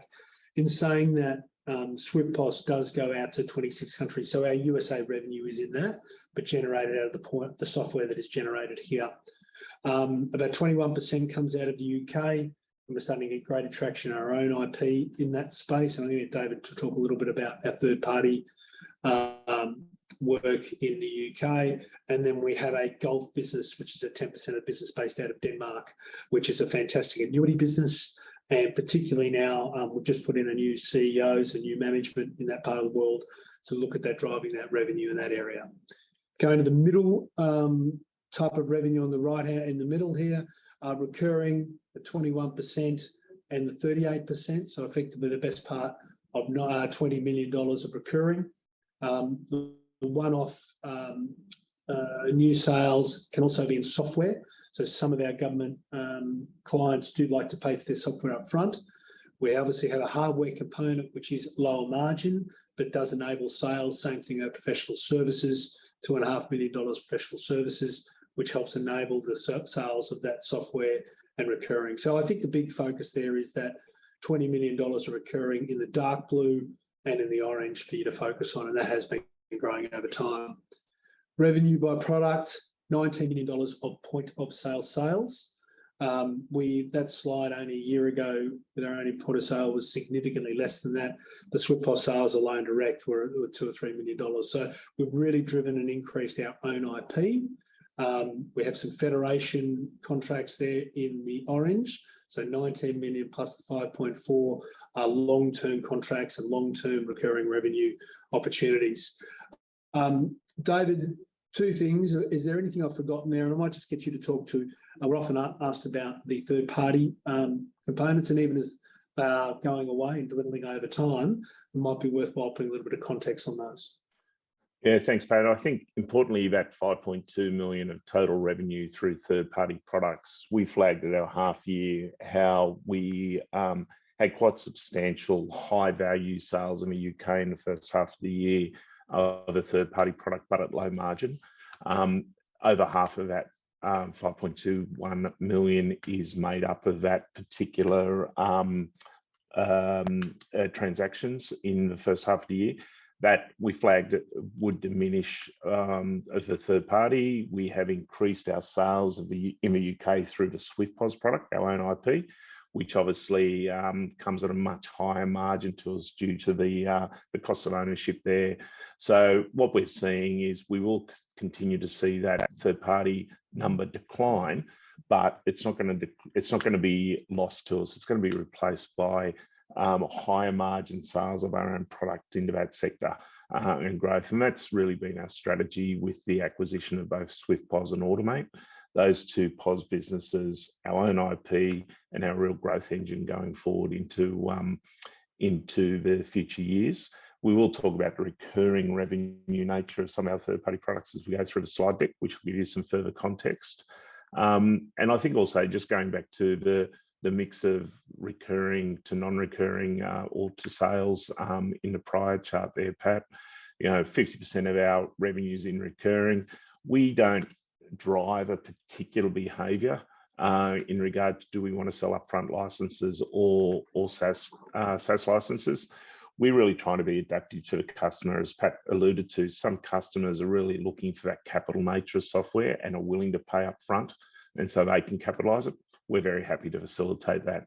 Other clients are looking for it to be on a more OPEX type basis, a subscription basis, and we can accommodate that with our product technology as well. So it gives us a little bit of the best of both worlds, and we're absolutely customer-led in that approach. Yeah, and to support David's comments there, I think people do love the SaaS story, and we do have a SaaS product, but people can terminate fairly quickly with a SaaS product. Our long-term contracts are locked in. People can leave after a year or two, and they're still paying us that 5 years. So we have very, very little churn due to the number of integrations, due to the complexity of the software. And so we're incredibly proud of the base that we've got and the base that we'll grow from. The last place thing I do before I leave this slide is a little section in yellow at 1.43 million or 4% on the right-hand side.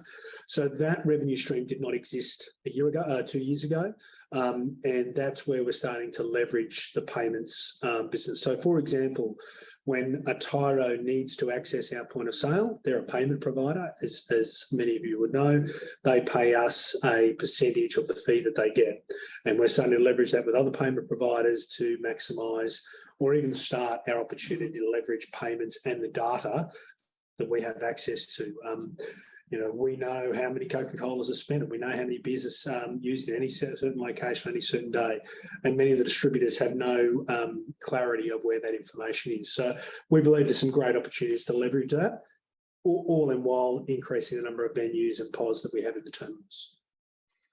In terms of the last couple of years, the first couple of years there, you can see we're very much trying to rewrite the business and reposition. And the last year has been about growth, first half versus second half, but 37% revenue growth, 16% of that's organic.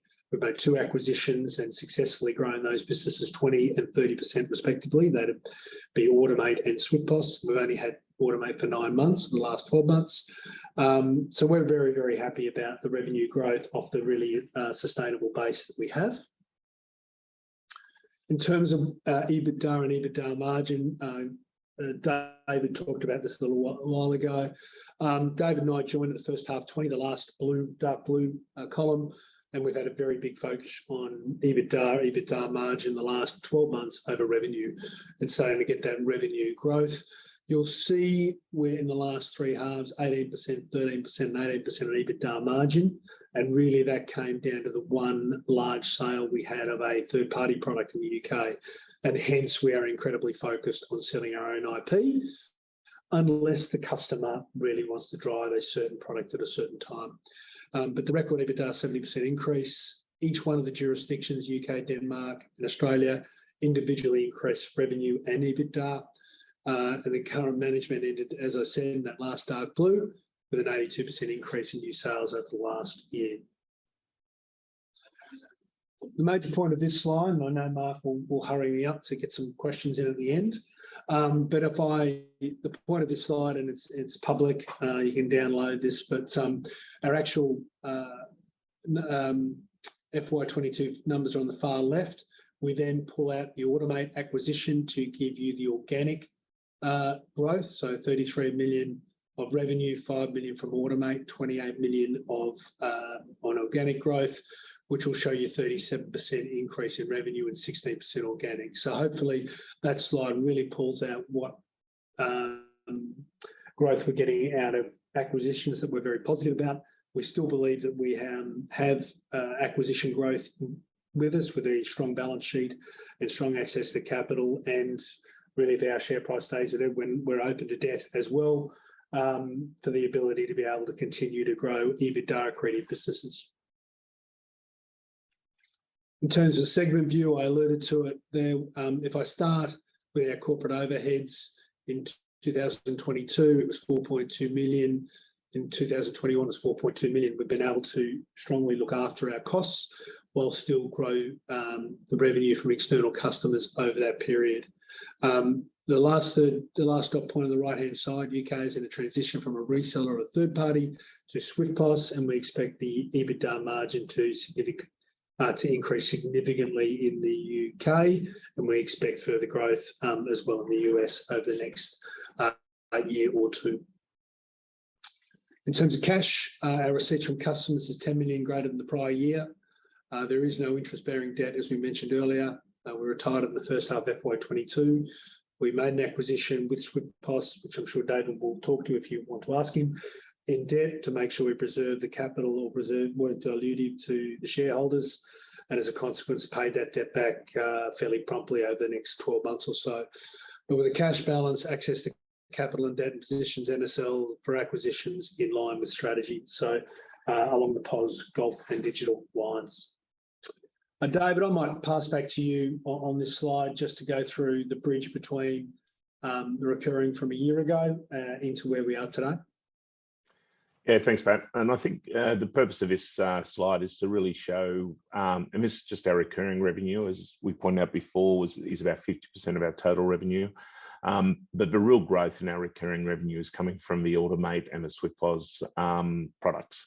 As we've spoken about, they're our growth engines. If we are acquiring new software in those spaces, which is leading to support maintenance revenue recurring off there, or they're being acquired as subscription revenue, which is driving these revenue increases. We've got growth in golf. Pat spoke about the annuity nature of the Denmark business. It's an area we can see some greater opportunity, not just in Denmark, but in Australia in our golf business, with some increased focus this year.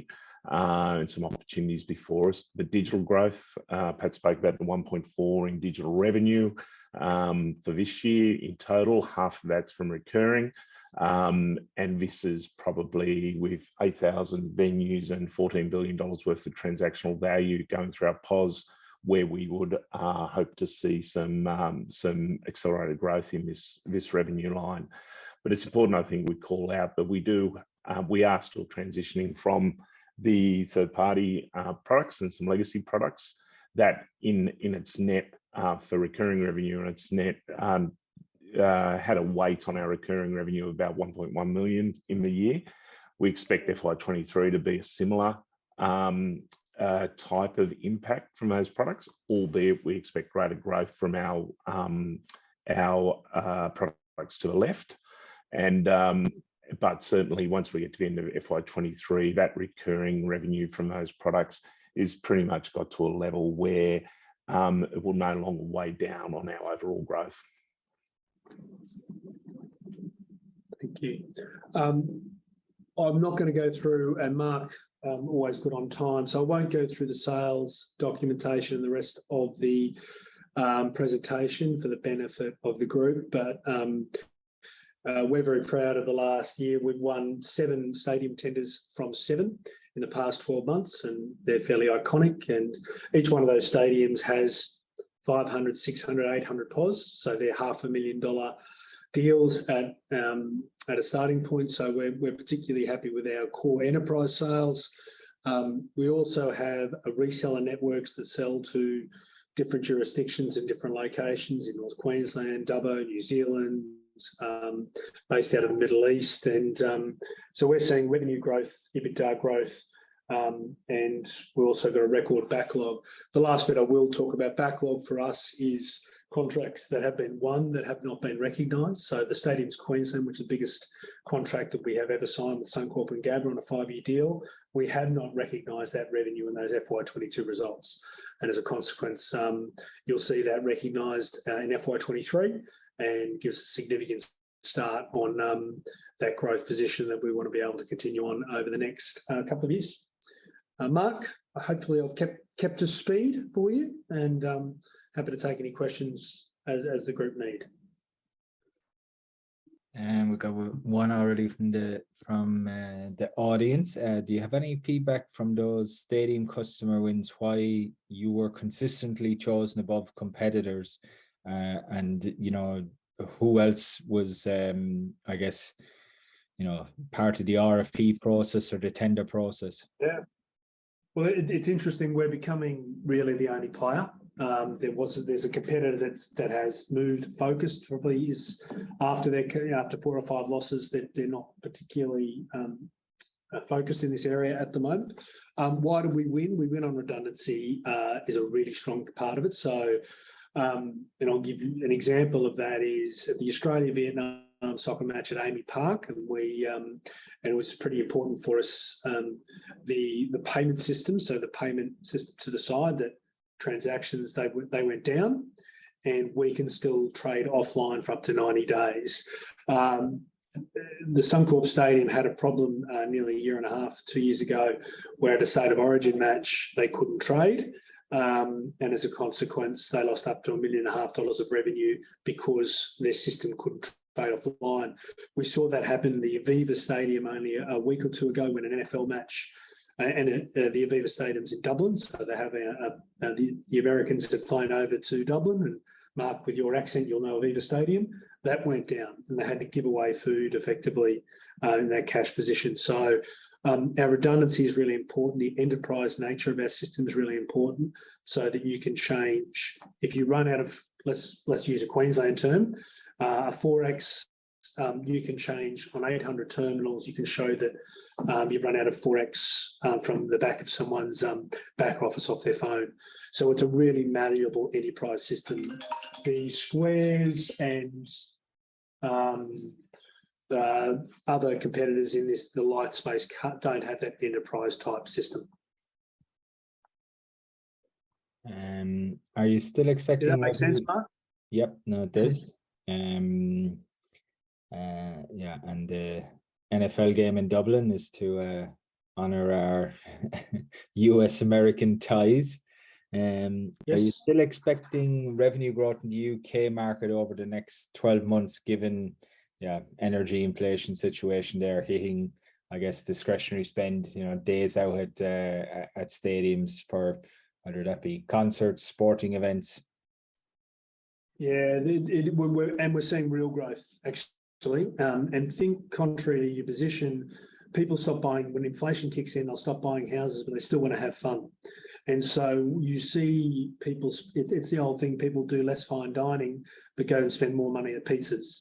So people don't stop spending, they often downgrade, and they want to have an experience. So we're seeing that a lot. So our POS actually help derive better operational outcomes. It will help you shift the greater margin products so that even operationally, they'll get greater margin from any given live event. So our pipeline is better than it's ever been in the UK. Now, pipeline is contracts that have not been won, backlog of contracts that have been won. But we're very, very excited about the UK, and I expect to deliver some really strong top line and bottom line results in the next 12 months. One from me, obviously, I think it was a little over 12 months ago, we had the strategic investor, I'm not sure if we're pronouncing it right, the Tolman Capital family group. You know, they're obviously US based.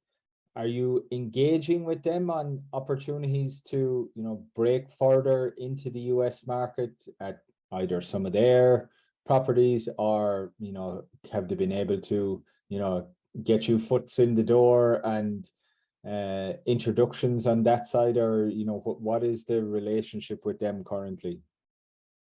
Yeah, so we have a weekly call with them. I was in the US in June, and I was in 8 different stadium locations and enterprise solutions. The Stadiums Queensland process probably took 18 months to win that deal, and I expect these will take, you know, they've got long lead times, but they are big and chunky revenue, and, you know, 80% of the market, you know, it's nearly 4 times the size of the Australian market over there, just in that stadium space alone. So we're really excited about what we can do over there. Tolman Capital have both been helpful on the operational side, so small wins, and then also the acquisition opportunities that come aboard as well. So, you know, the great thing about having a convertible note that is a 0% coupon on it is that they want the share price to rise, and they want to be able to see us get US growth as well. And as a consequence, it's been, you know, very positive, but obviously we'll have to get those first deals over the line. We are already in the US, so we do not have to do any preparation to make it US compatible. All the obviously the tipping components, there's taxation that changes in every single state in the USA and Canada, and our systems can already accommodate with all that. And then one on the golf business. I think you mentioned a new CEO for that division. It's been a while since we've seen a major association, national association deal. What's the pipeline looking in the golf business in terms of, I know you pick up clubs and things here, there, and everywhere, but in terms of, you know, locking in a big national deal, is that pipeline looking healthy? Yeah, and I've never particularly during COVID, I never talked up the golf business as a growth business. I talked about it being an annuity business. As David alluded to, we've started to see the real shift. The part of World Handicapping, and we run 1.9 million people's handicap for them globally. And the reason why we run it is so they can travel. And obviously for the last 2 years, they haven't been able to take their handicap from one location to another. So we're talking to one country at the moment, and that looks like a quick deal. So we do believe that we are going to start seeing the growth there. But the consistency around the business is the golf business is the annuity business, but we do think we're going to see some really good, solid growth in that business. The one thing about it, no one ever wants to mess around with someone's golf handicap. So it has been, it's both a very sticky part of the business, but also a long lead time to get them over the line. Yeah. I think somebody read my mind on my next question around acquisitions. Their question was, what's the focus from an M&A perspective? And mine was, future acquisitions. Should we think of them, further enhancing the POS side of the business, or is it something to build out the digital business? What's the focus for potential M&A? Yeah, look, so I think your digital, and think of digital as ways accompanying products that will usually access the POS business. There are some golf opportunities, but I don't want to over talk them at the moment as the world opens up. But particularly We talk to businesses that have digital wallets, other ways of ordering in different locations, QSR. We have two very strong POS businesses that are pretty malleable across most segments and markets in the enterprise space. And as a consequence, we're looking to businesses that leverage into that. So that includes data, that includes payments, that includes POS delivery, and includes digital wallets. So all of those opportunities are on the table. And particularly as the market has shifted, it's been a very nice time to have cash in the bank and have full capacity to be able to look at those opportunities. Okay. We're just up on time, so I'm going to leave it there. Apologies to anybody if I didn't make it to your question, but I do want to be respectful of Pat and David's time and indeed everybody else's. So thanks for joining us once again, and yeah, we'll keep track of the MSL story and hopefully have you back in again in another couple of months. Thank you very much. And for any investors, our details are on the website if you want to contact us directly, and we'll endeavour to get back to you as quickly as possible. Thank you very much. Thanks, Pat. Thanks, David. And I wish everybody a good rest of their Thursday.